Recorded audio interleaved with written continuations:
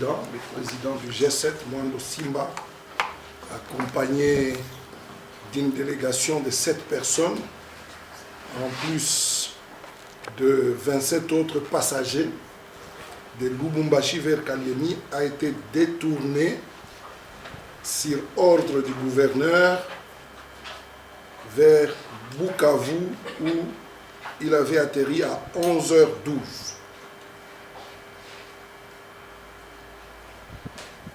Son avion a été empêché d'atterrir à Kalemi où il était attendu pour une réunion de travail. Vous ne l'ignorez pas. C'est la deuxième fois que M. Mwando Simba,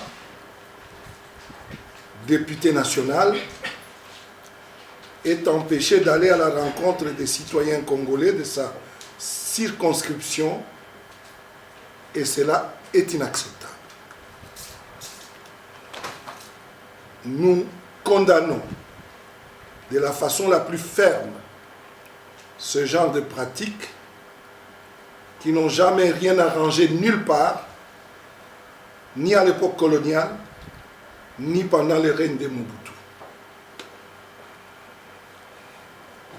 Nous espérons que la majorité n'est pas en train de transformer notre pays en goulag.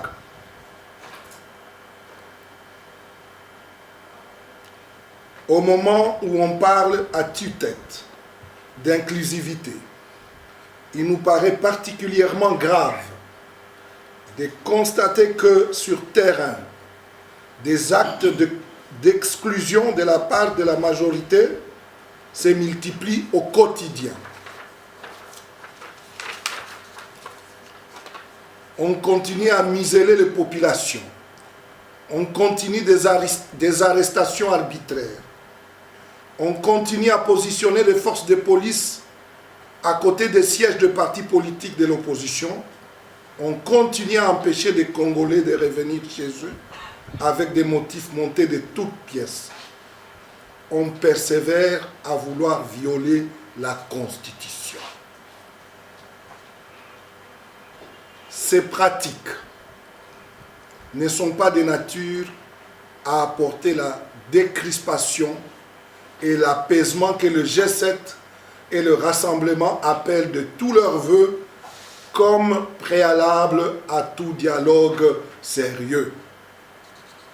Et ces préalables, chers amis, sont connus. La libération de tous les prisonniers politiques et d'opinion, l'ouverture des médias proches de l'opposition, l'arrêt définitif des poursuites injustifiées contre Moïse Katumbi, notre candidat à la présidentielle. Il faut que la majorité arrête avec cette politique de la terre brûlée, cette arrogance qui ne place pas le peuple congolais au centre de ses préoccupations. Ce peuple, aux côtés duquel le G7 et le rassemblement se trouvent, est prêt pour la grande mobilisation du 19 septembre prochain afin de faire respecter notre Constitution et ses délais constitutionnels, gage de notre prospérité et de notre unité nationale.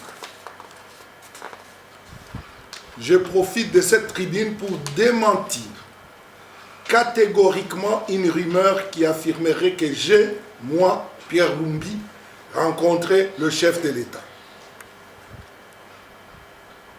Monsieur le Président Kabila n'est pas mon ennemi et il n'est pas non plus un diable. Il est une personne avec qui j'ai travaillé de nombreuses années et que je respecte. S'il me demandait de les rencontrer, je ne m'en cacherai pas et je le ferai. J'irai lui rappeler ce que je lui ai déjà dit il y a un an. Sa grandeur ne sera que renforcée s'il faisait lui-même respecter et appliquer la Constitution congolaise sur laquelle il a prêté serment. Cet incident est clos. Notre président Mwando Nsima, comme beaucoup d'autres, œuvre depuis de nombreuses années pour le bien-être de tous les Congolais. Il est temps que les jeunes générations actuellement au pouvoir se ressaisissent et s'éloignent de l'égoïsme et prennent conscience que c'est à eux de mener cette lutte pour la liberté et la démocratie dans notre pays. Il ne faut pas vous tromper, que personne ne se trompe. Le peuple congolais ne laissera pas faire un petit groupe d'individus qui pensent être au-dessus de toute la population et de la Constitution.